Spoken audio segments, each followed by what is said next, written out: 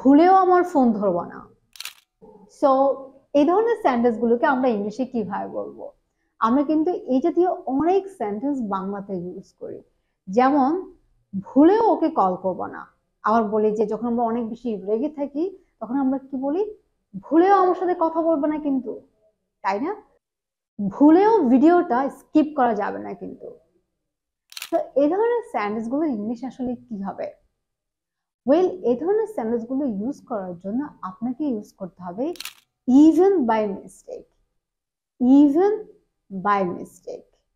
এবার পুরো sentence make করি যে ভুলেও আমার ফোন ধরবা না।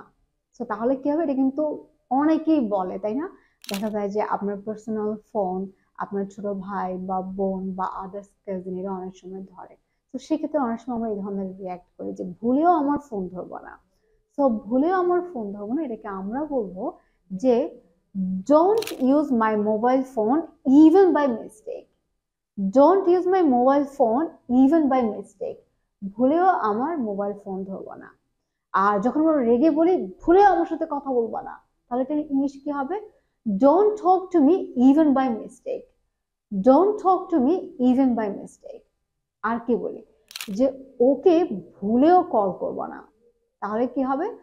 Don't call him even by mistake. Don't call him even by mistake. এই ভিডিওটি ভুলেও স্কিপ করবেন না, তাহলে কি হবে? Don't skip this video even by mistake. Alright, so use it in your daily conversation. ভুলেও এই ভিডিওটি স্কিপ করা যাবে না। অলরাইট, সো কমেন্ট বক্সে এটার ইংলিশটা আপনারা আরেকবার লিখে ফেলেন। ওকে, catch you in the next class. Bye bye.